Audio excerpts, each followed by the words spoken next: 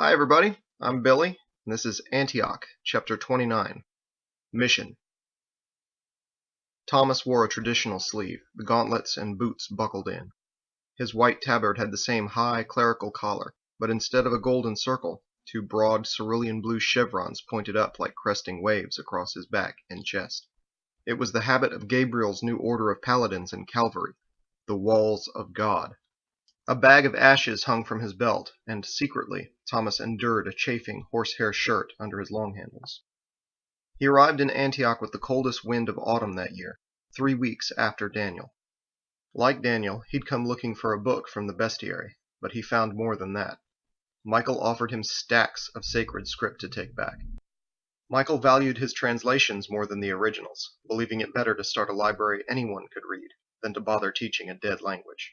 So, any volume with a sister in Meroan was Thomas's for the asking. Thomas knew the script by then. He had a gift for linguistics, so it made no difference to him. He sat at the round table with an ancient text of Ezekiel's, wearing a delicate pair of spectacles to read. He was astonished. Harold sat across from him, fairly astonished as well, not because Calvary had survived or because of the ease with which Thomas had mastered the script, but because of the way Thomas spoke. After barely more than introductions, Harold was convinced he'd never heard a more impressive barrage of gargling diction and ejaculatory eye-saying than what issued from that man. Thomas closed the book. "I say, I'm quite a bit jealous of you, Michael. I am. This has become a place of profound learning, discovery, and advancement in our absence, hasn't it?" Michael nodded. "It has." "Quite so. Underground reliquaries, fire in a stick, and what have you. However, I must say that in Calvary we've a great deal of heathen people to our credit. Such an opportunity as that is a righteous wealth in and of itself. To have so many souls in desperate need of saving, I am observably content with my station there, you can be assured, and am proud to think of myself as Gabriel's wall, in honor of his institution." Harold's mouth fell open. Thomas leaned in mischievously. "I've a confession to make, though. Do you know that I've decided to stay another 3 days in order to attend one of your father's services?" Michael smiled. "I'm glad, Thomas." He was. Harold thought 3 more days of Thomas might be something of a challenge. It was a small church. Thomas went on with humble pride. "Our mission in Calvary is fashioned after the spirit of the fellowship, you understand. Only, my sermons aren't quite so rousing as your father's, of course, and I should like very much to hear one of his again before I leave, and take from that good example something to improve my own." Michael said, "I've been escorting Faith to service on Sundays lately. We'll save a seat for you inside." Thomas thought that was rather scandalous. "Escorting a woman? I say, it's good that you've taken an interest in the service, but that's a bit of a bold statement to make, isn't it? One might get the impression that you're, dare I say, out and about. I should think the implication quite inappropriate for men of our station, and most desirously to be avoided. Such an impression might lead to disquiet or irreverent rumors within the community, only serving to lessen the impressiveness of our advice and thereby its influence. Wouldn't you say?" Harold's hands were on his head. Michael guessed the Walls of God had held on to a few of the circle's vows. Instead of explaining that he no longer intended to remain chaste, or that he was more interested in faith than religion, Michael politely repeated his offer. "Would you like to sit with us?" "Oh, quite right. I should like that very much indeed." Harold couldn't restrain himself any longer. "I say, I should think, and quite rightly so, that I too find it most inordinately trying to tolerate Michael's indiscretions." Michael coughed out a laugh. Thomas looked sideways at Harold. "Indeed, that sounds like cheek to me, sir." Harold recoiled. "Surely you don't say!" Thomas turned to Michael. "That's your man's cheek, is it?" Michael put a hand on Thomas's shoulder. "Let's go have something to eat. You've been on a long road." Harold gasped with pleasure. "Oh, I say, I rather should think a cider at the Cauldron would be most agreeable at the moment, and quite, actually, considering such wealthy conversation." Thomas frowned at Harold. "You, sir, shall soon find me to be thoroughly unobliging in that regard."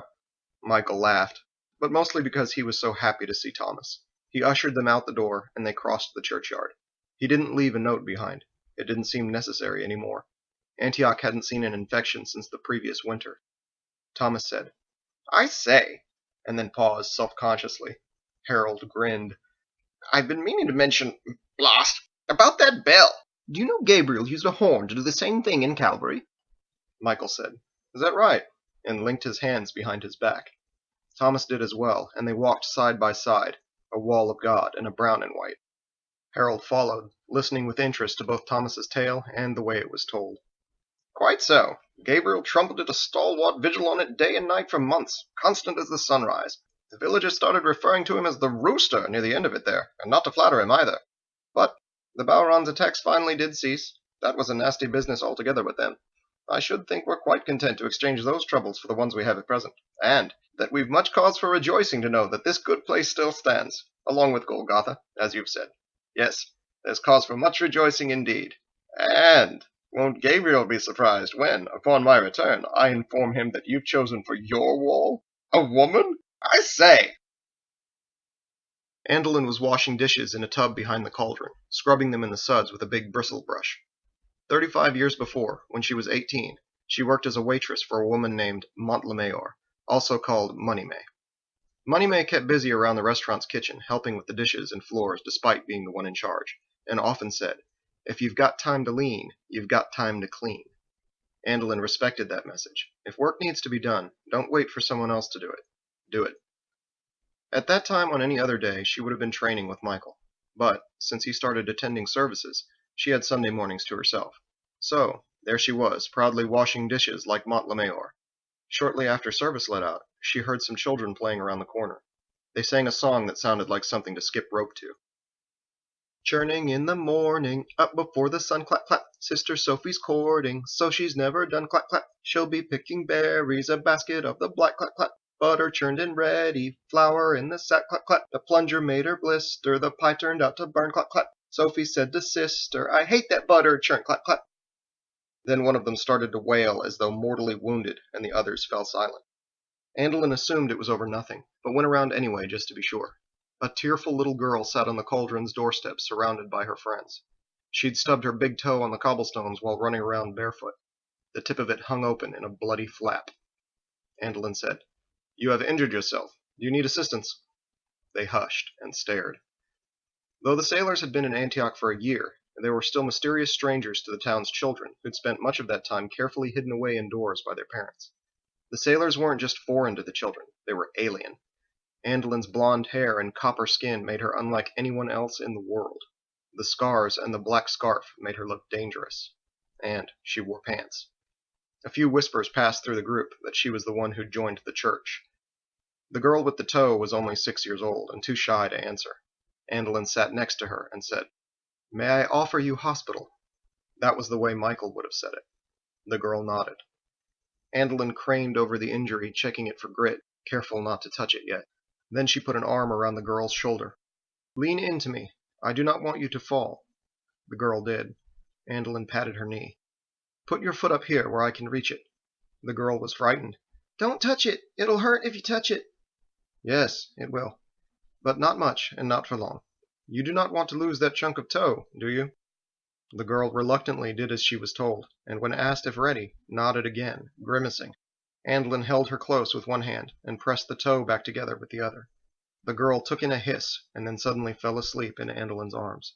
A shimmering line of gold sewed the toe back together under the shadow of Andolin's hand.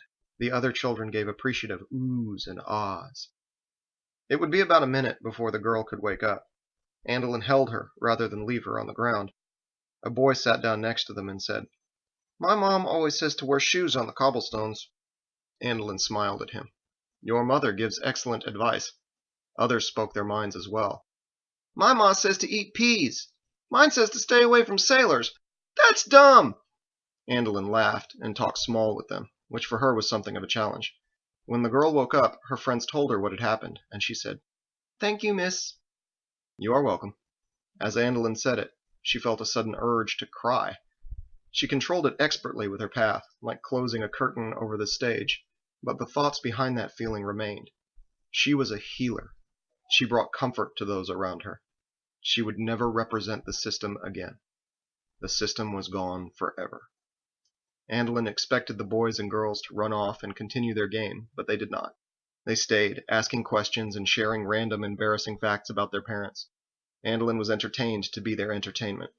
It wasn't long before it had been the most time she'd spent with children since having been one herself. She would have spent longer. When Michael came looking for her, they all smiled up at him, said hellos and waved, Andolin in a copy of their innocence, like a class and a teacher welcoming a visitor to school. Michael acknowledged all of that through a dark concern over another matter, and cut the greetings short. "I've been waiting for you at the church. We need to speak." Andolin stood. "Is something wrong?" Michael said, "Yes," and started walking. She followed him, leaving the children behind. "What is it?" "Over the last 3 days this has been weighing on me more and more. That's 2 of them now, Thomas and Daniel. I've been thinking about Samuel and Joseph in Tabor." "Do you believe one of them will come looking for a book?" "That would be a great relief, but we can't afford to wait for it." "What do you mean? You want to go there?" "No, I want you to go there." Andolin paused. He kept a brisk pace toward the graveyard. She caught up with him again and said, "Why?" "To find out what has happened there, of course." "There was something else, too." "Is that really necessary? I'm almost ready to take on a student. Our plan was to focus on teaching." "I know. This is more important right now.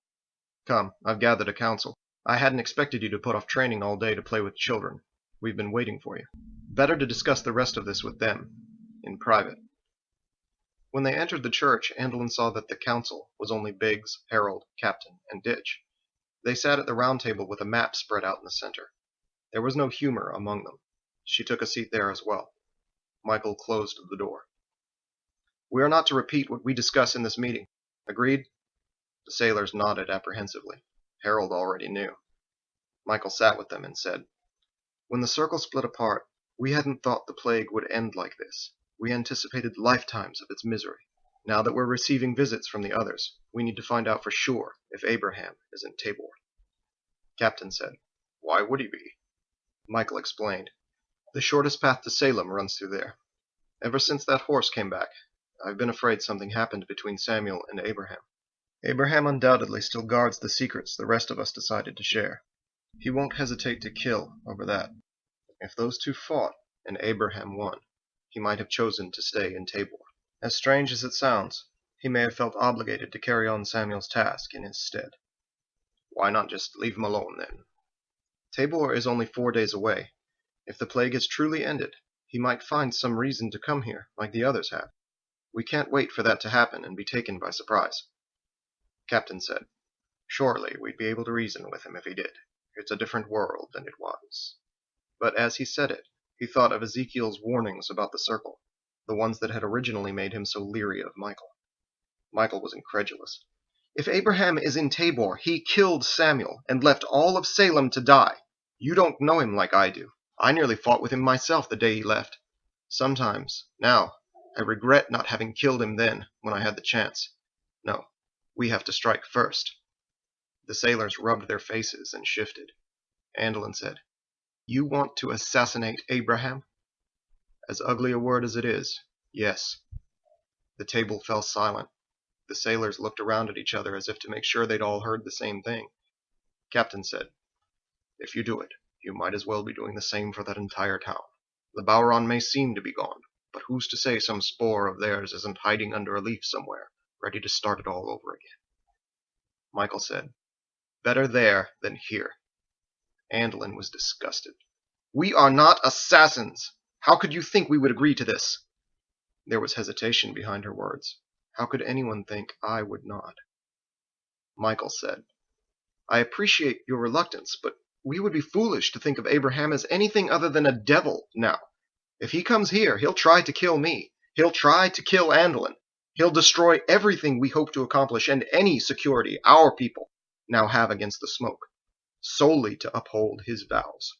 Truthfully, he would be much, much worse than a Bowron loose in the city." Biggs didn't like the idea of someone coming to kill his wife. He felt he could put a bullet in a man for that and walk away from it. Ditch had almost died 3 weeks before. On his knees there in front of the stable, he'd unexpectedly welcomed it. Facing death had altered his perspective on life. He said, "If the guy's such bad news, let's just take him out." Andolin covered her face and groaned, wanting nothing to do with it. She wanted to be back on the doorstep with those little boys and girls, or doing the dishes, or doing anything other than talking about an execution. "No!" Captain had seen more death and destruction than any of them. He believed himself, through his inventions, to have caused more suffering than any single person in the history of the world. He hated war. But, for every one he'd taken part or profit in, he'd been a recluse on the outside of society. Antioch had become dear to him as a home, and Michael was convincing him it was threatened. Harold said, "Abraham isn't the only reason to go. Commander Cumberland was on his way to Tabor with 50 King's men at the same time my troop was coming here. I mean to find out what's become of them. Cumberland, the Circle, and the Balron were all in the same place at the same time. Also, Michael's told me a band of outlaws was already there causing trouble. Anything could have happened." Michael nodded. "The Carter-Miller gang. I can't imagine a few outlaws being of much consequence to those others, though. There's no need to worry about them." Ditch had an unsettling thought and leaned over to find Tabor on the map. "This place is 4 days out." "Yes." "Might be nothing but a mess of bower on there now, man. Back on the boat, if things got nuts, we just put the water between them and us, you know. But if we get too many of them little skinny ones out in the open like that, we're going to be dead. No escape. We can't run 4 days straight. They can." Michael hadn't considered that. Captain slapped the table. He was coming in. "You won't need to run. You'll have more than milk and rifles on your side this time. Aye, the more I think about it, the more I'm inclined to support an expedition. We'll learn a lot from it. And we've got a lot worth fighting for here." The others nodded. Then all of them looked at Andelin. Michael said, "Hopefully Samuel and Joseph are fine, and only missing a horse. Hopefully the plague has run its course. But I'll not rely on hopes or prayers where Abraham is concerned. If you refuse, I'll go myself." Andelin closed off what she felt about that. "I do not refuse." Biggs said, "Ought to try getting a line back together for something like this." Ditch said, "Right on, man." Harold said, "I'm coming with you. Count on that." Captain said, "Well, I'm not one to get in a dinghy, but I have other ways to lend a hand. I'll just need a few days to make them happen." Michael said, "It's decided then. But all other concerns aside, we must be agreed on this. If you see him, use your Springsteen boss. Kill him on sight."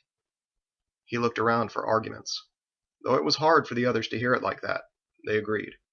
Michael was satisfied. It shouldn't take much. He's just an old man when he's not channeling.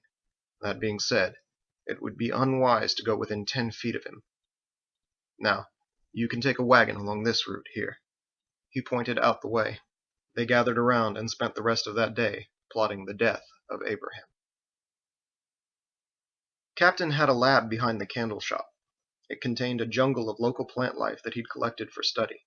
Shoots, creepers, and cuttings flowed from pots and troughs all around the workbenches and hung from the ceiling.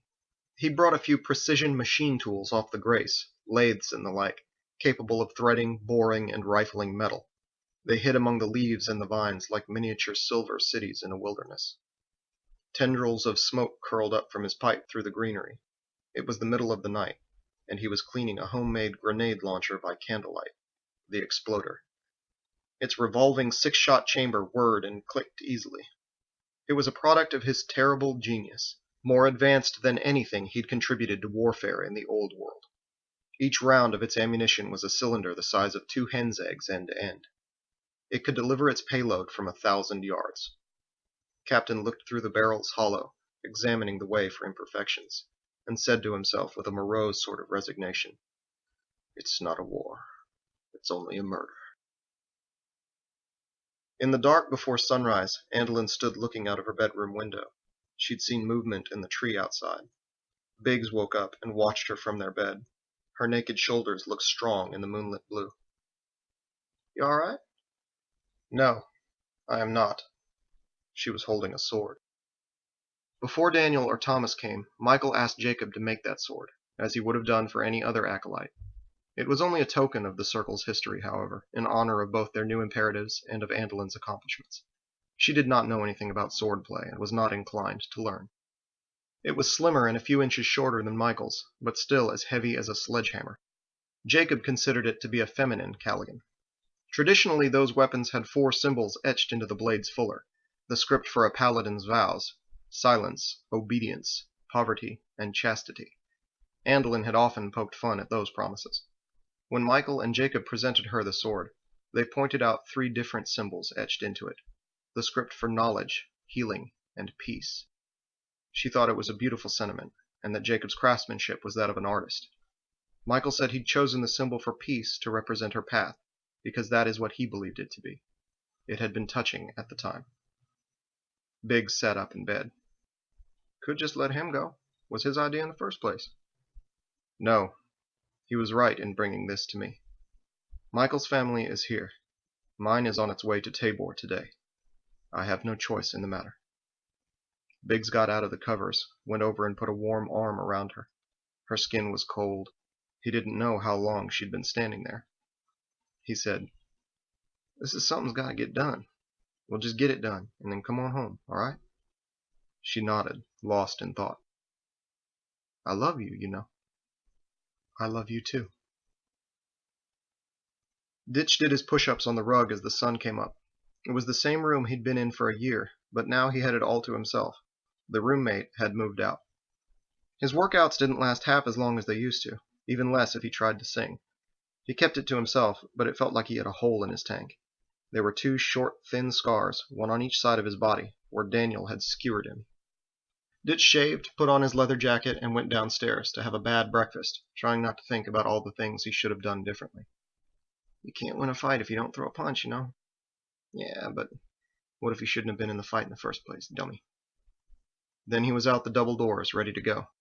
The old laundress across the way had just started to work. She smiled at him and waved. "Good morning, Ditch. What is up?" At 10 after 9, Wells kissed his wife goodbye.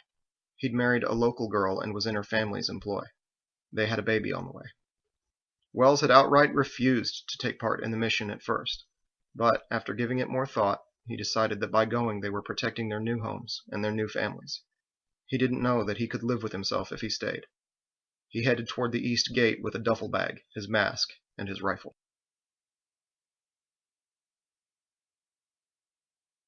That is the end of Chapter 29. If you enjoyed this podcast, you can follow the link at the top of my website, www.williameharlan.com, and purchase the full novel from Amazon in ebook format for $2.99 or as a paperback for $12.99.